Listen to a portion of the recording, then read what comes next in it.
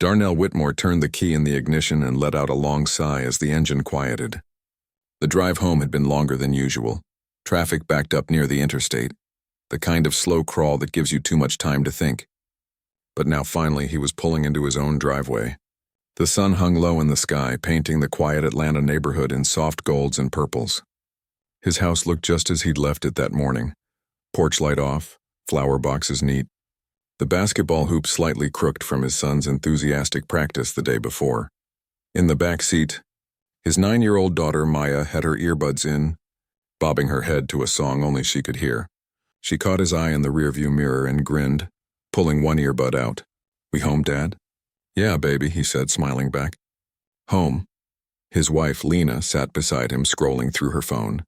She looked up and gave him that tired but happy look she always wore at the end of the day, the one that said, "We made it through another one."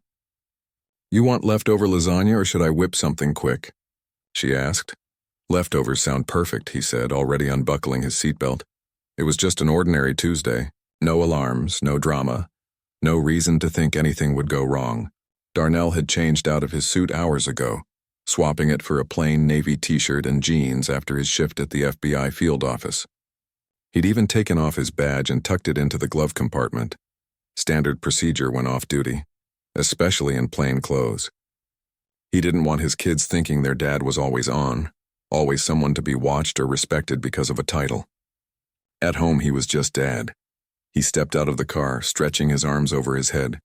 The evening air was warm but not sticky, Georgia in early fall at its best. He walked around to the back to help Maya with her backpack. But before he could reach for it, a sharp screech of tires cut through the calm. 3 patrol cars came barreling down the street, brakes squealing as they skidded to a stop behind his sedan.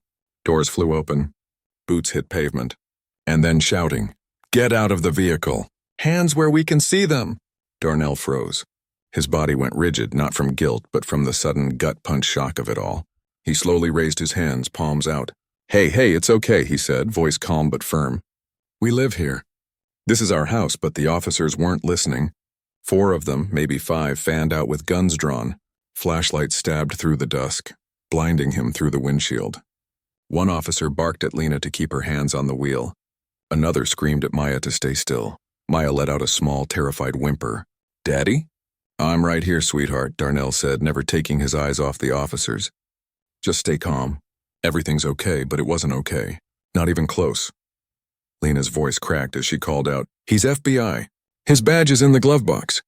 Still no one moved to check. Instead, an officer grabbed Darnell by the arm and yanked him forward. "On the ground, now." Darnell didn't resist. He'd been trained for this. De-escalation, compliance, and staying alive.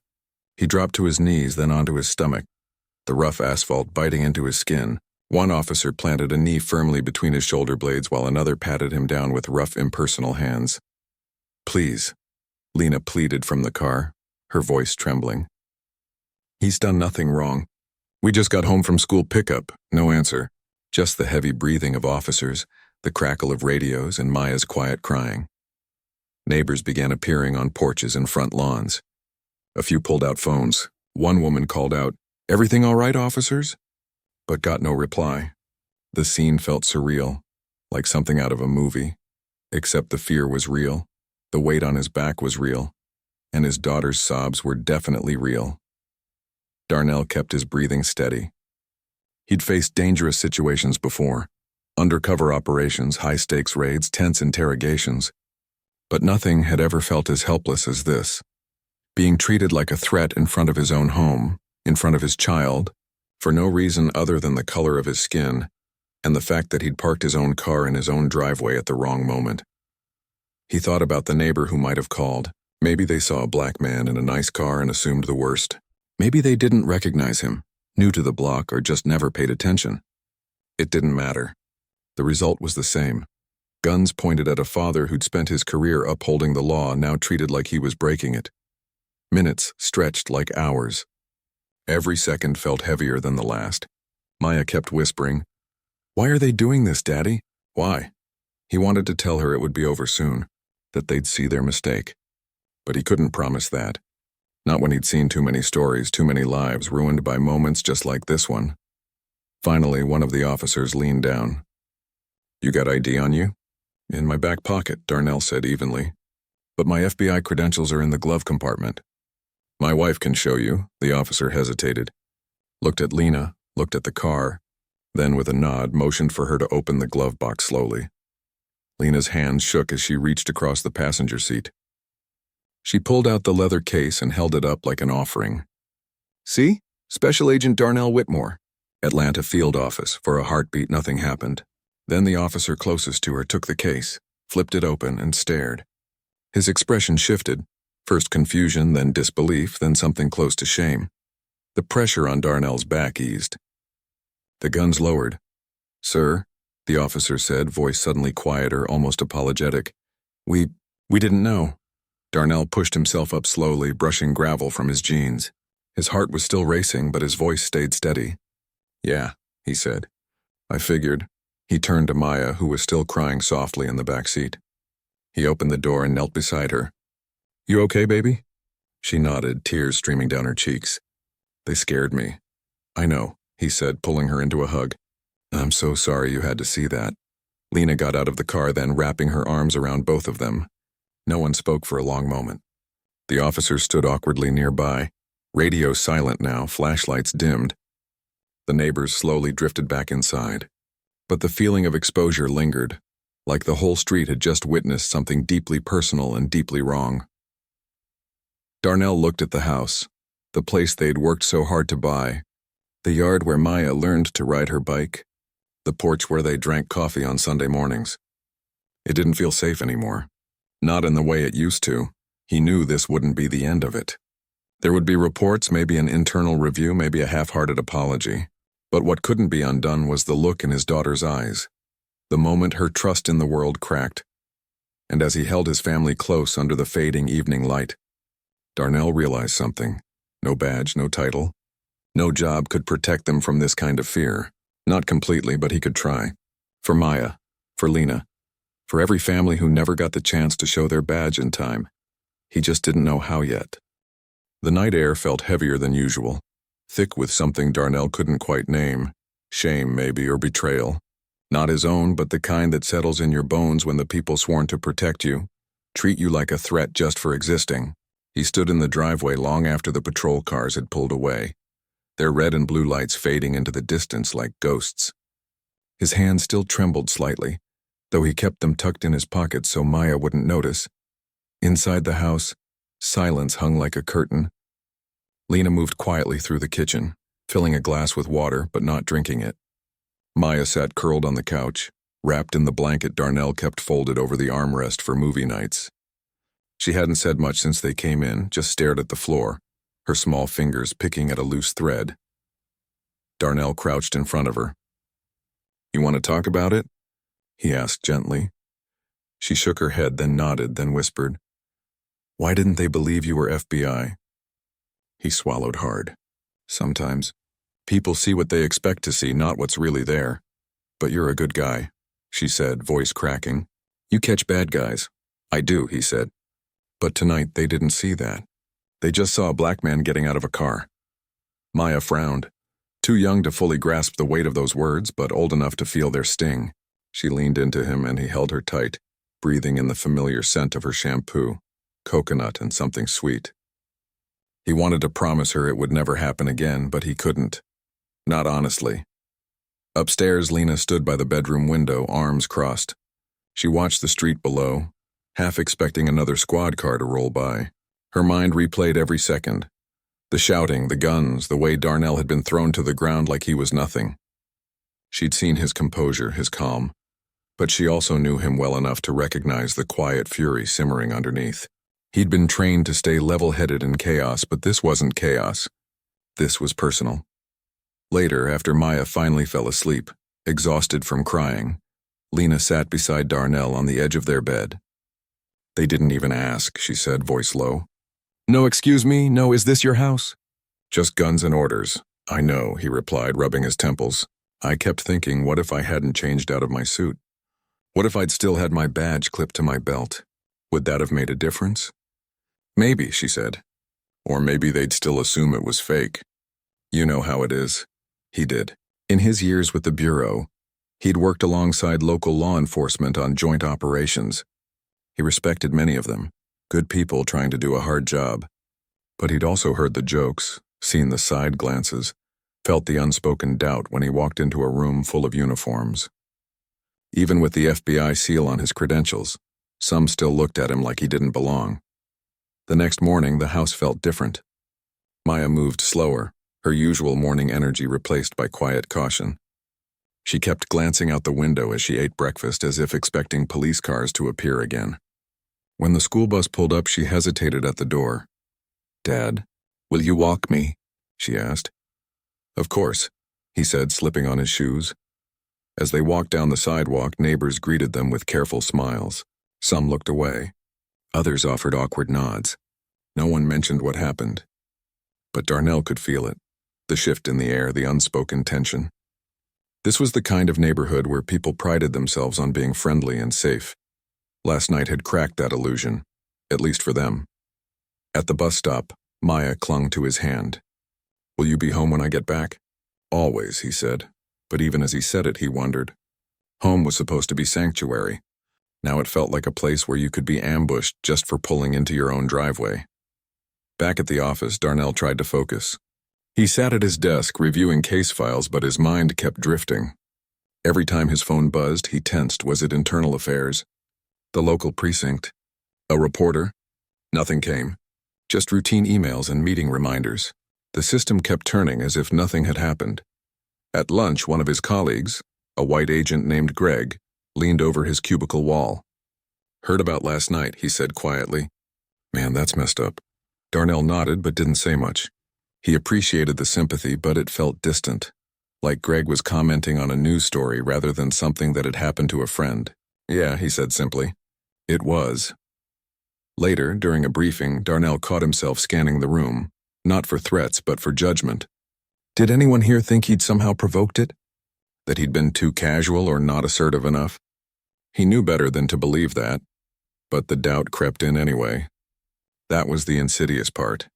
Even when you knew you'd done nothing wrong, the world's suspicion could still make you question yourself. That evening, Lena found a note slipped under their front door. It was from the neighbor across the street, a woman they'd exchanged holiday cookies with for years. "So sorry about what happened," it read. "I didn't call the police. Hope you know that." Darnell read it twice. He believed her, but it didn't change the fact that someone had. Someone had seen him, a black man in a late-model sedan, and decided he didn't belong. That assumption had been enough to bring armed officers to his home, to terrify his child, to shake the foundation of their daily life. He thought about all the times he'd worn his uniform proudly, believing in the system, trusting that if he played by the rules, he'd be treated fairly. Now he wasn't so sure. The badge gave him authority in federal buildings and courtrooms, but it didn't shield him from the everyday reality so many others faced without any protection at all. That night, as he tucked Maya in, she looked up at him with wide eyes. "Dad, are we safe here?" He wanted to say yes. He wanted to give her the certainty every child deserves. But instead, he sat on the edge of her bed and said the truth softly. "We're going to make sure we are." And in that moment, he made a quiet promise, not just to her, but to himself. He wouldn't let this break them. He wouldn't let fear win, but he also wouldn't pretend it didn't happen. Because pretending meant it could happen again. To him, to someone else, to a family with no badge to pull out at the last second. The weight of that truth settled over him like a second skin. Heavy but real. And maybe, just maybe, something he could use to make things better. Not just for his own family, but for others who wouldn't get the chance to say, "I'm FBI," and watch the guns lower. The morning after the incident, Darnell woke before sunrise. Not because of an alarm, but because his body wouldn't stay still. His mind kept circling back to the moment the officer's knee pressed into his spine, the cold metal of the flashlight beam in his eyes, the sound of his daughter's voice breaking as she called for him. He slipped out of bed quietly, careful not to wake Lena, and walked downstairs in bare feet. The house was dark, quiet, the kind of stillness that feels fragile, like one wrong sound could shatter it. He made coffee, the familiar ritual grounding him. As the pot dripped, he stood at the kitchen window and looked out at the driveway. That patch of asphalt where he'd been forced to the ground now looked ordinary. Just concrete, just a place to park. But it didn't feel ordinary anymore. It felt like a line had been crossed there, one that couldn't be uncrossed. By the time Maya came down for breakfast, Darnell had showered and dressed in clean clothes, as if putting on a fresh layer might help him shed the residue of shame and anger. She was quieter than usual, her usual chatter replaced by cautious glances toward the front window. When the school bus horn beeped down the street, she flinched. "It's just the bus, baby," Darnell said gently, kneeling to tie her shoe. "Same as always." She nodded but didn't smile. After walking her to the stop, he returned home and sat at the kitchen table with his phone. He scrolled through his contacts, finger hovering over the number for the FBI's Office of Professional Responsibility. He wasn't calling to complain about local police, that wasn't his jurisdiction. But he needed to file something. A record, a paper trail, because if he didn't, it would be like it never happened. And he couldn't let that happen, not for himself and certainly not for Maya. He dialed. The agent who took his call was calm, professional. Took notes. Asked for details, time, location, officer descriptions, badge numbers if he had them. Darnell didn't. He hadn't been able to read them through the glare and fear. But he gave everything he could. The make of the patrol cars, the radio codes he'd overheard, the fact that no body cameras appeared to be active. "Thank you for reporting this, sir," the agent said at the end. "We'll forward this to the appropriate local oversight body and keep it on file internally." Darnell hung up feeling neither relieved nor satisfied. Just seen. A little. Later that afternoon, a different kind of knock came at the door. Not urgent, not aggressive, but hesitant. He opened it to find one of the officers from the night before, standing alone, hat in hand. The man looked younger up close, maybe early 30s, with tired eyes and a stiff posture. "Sir," he began, voice low, I wanted to apologize in person." Darnell didn't invite him in. He stood in the doorway, arms crossed. "You pointed a gun at my daughter," he said evenly. "You threw me to the ground in front of my own house, and you didn't ask a single question before doing it." The officer swallowed. "I know, and I'm sorry. We got a call about a suspicious vehicle. Someone said it was circling the block. When we saw you pull in, we assumed." "Assumed what?" Darnell asked. "That I was stealing my own car?" The officer looked down. "I don't have an excuse, but I want you to know I've reported this to my sergeant. We're supposed to verify before escalating like that." "We didn't." Darnell studied him. He believed the apology was real, but real didn't undo the damage. "My daughter hasn't slept through the night since," he said. "She's scared to go outside."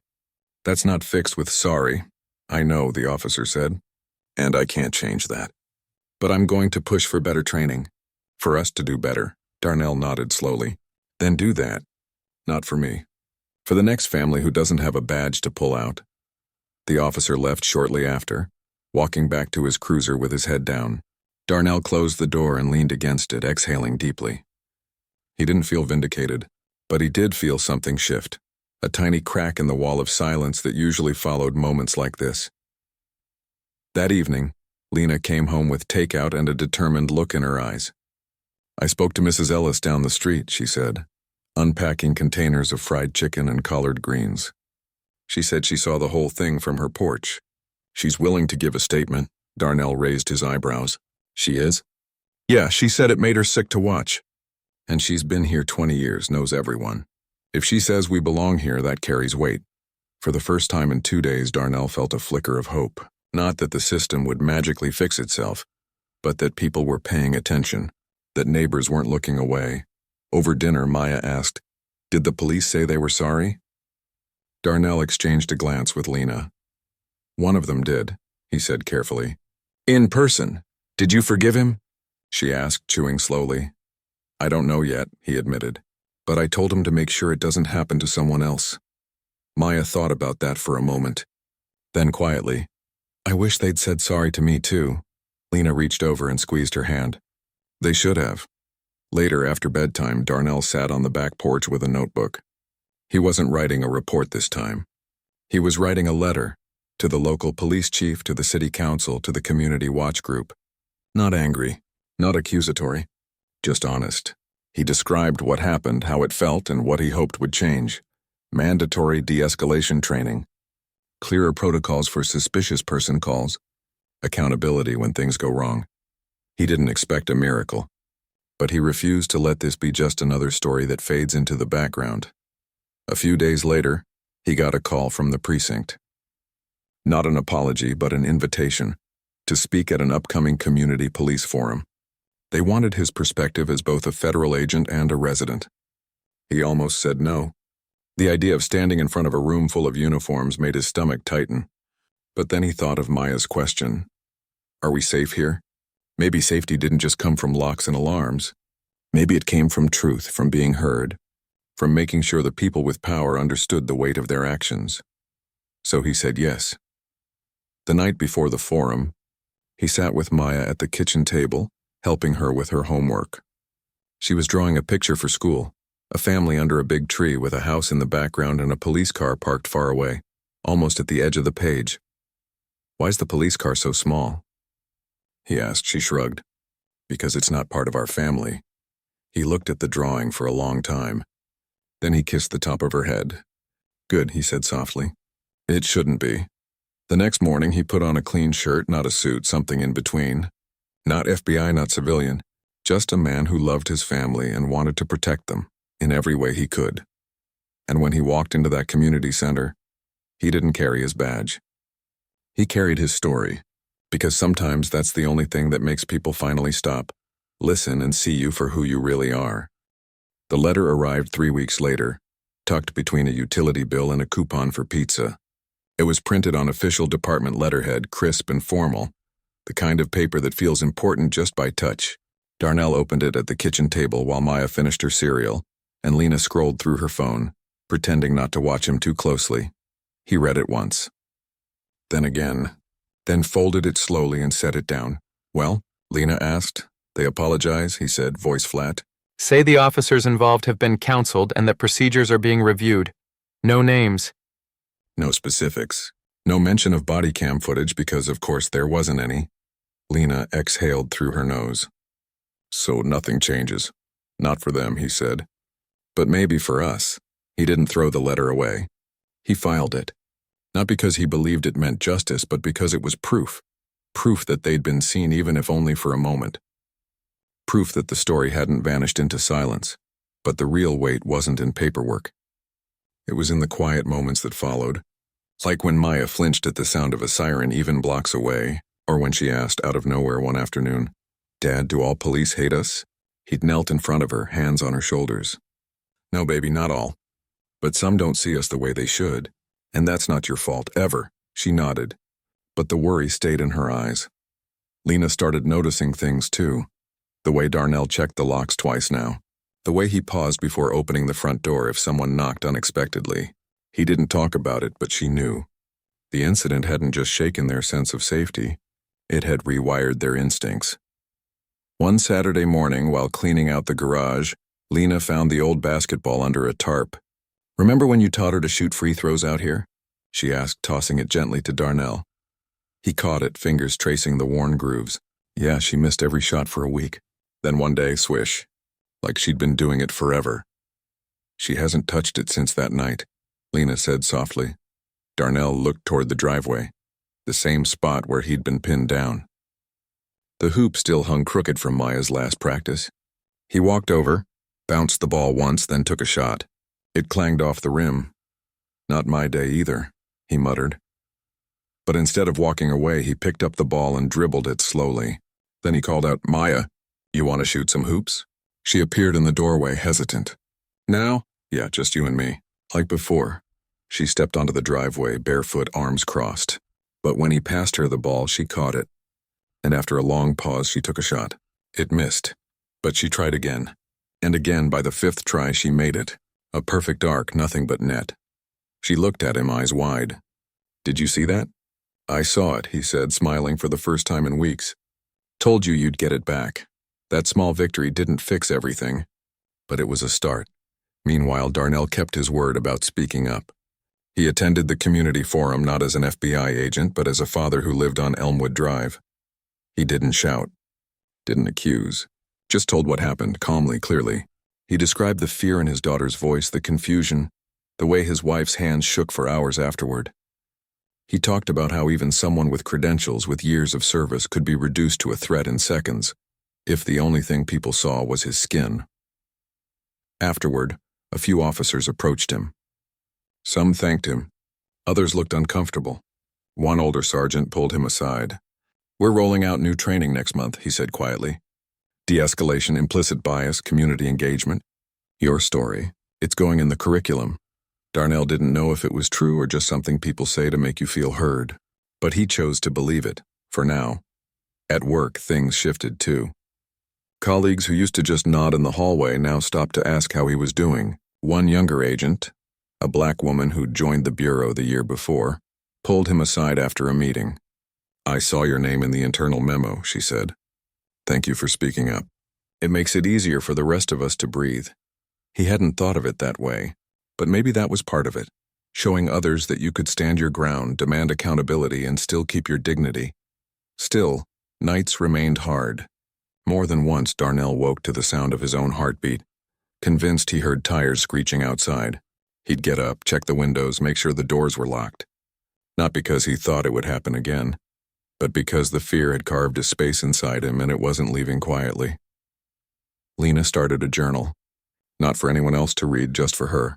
She wrote about the anger, the helplessness, the way she kept replaying what she could have done differently. "If I'd yelled louder," she wrote one night. "If I'd stepped out of the car. If I'd filmed it." But then she added, "None of that should have been necessary. We were home." One evening, Maya came downstairs holding a stack of papers. "I wrote something," she said shyly. Darnell and Lena sat at the table as she read aloud. It was a letter, addressed to the police who came to my house. In simple, honest words, she described how scared she'd been, how she didn't understand why her dad was treated like a bad guy. She ended with, "Please don't do this to other kids. Their dads might not have a badge." Lena wiped her eyes. Darnell just held her close. They didn't send the letter, not yet, but they kept it on the fridge, held up by a magnet shaped like a star. Time didn't heal everything, but it did give them room to breathe again. The neighborhood slowly returned to its rhythm, kids riding bikes, lawnmowers humming, porch lights flickering on at dusk. But Darnell noticed something new too. More neighbors saying hello, lingering a little longer in conversations, asking how Maya was doing. It wasn't forgiveness. It was awareness, and maybe, just maybe, that was enough to begin rebuilding what had been broken. Not just in their home, but in the fragile trust between a community and those sworn to protect it. Because healing didn't always come with fanfare. Sometimes it started with a basketball bouncing on concrete, a child's letter on the fridge, and a father who refused to let fear be the last word. 6 months later, the basketball hoop was straight again, not because someone fixed it, but because Maya had practiced so much that the backboard had settled into place from all the shots she'd taken. Every afternoon after school, rain or shine, she'd dribble down the driveway, call out, "Watch this, Dad," and launch a shot with the kind of confidence that only comes after you've learned you can fall and still get back up. Darnell still worked for the bureau. He hadn't quit, hadn't transferred, hadn't let the incident shrink his purpose. If anything, it had sharpened it. He'd started mentoring younger agents, especially those who looked like him, not just on procedure or protocol, but on something harder to teach: how to carry yourself when the world doubts you before you even speak. Your badge gives you authority, he'd tell them, but your character gives you credibility. Never confuse the two. He also began volunteering with a local youth program, not as Special Agent so-and-so, but just as a man who believed kids deserved to see people who looked like them in positions of trust. He didn't talk about the night in the driveway unless asked. But when he did, he always ended the same way. "What happened to me was wrong, but what matters more is what we do after."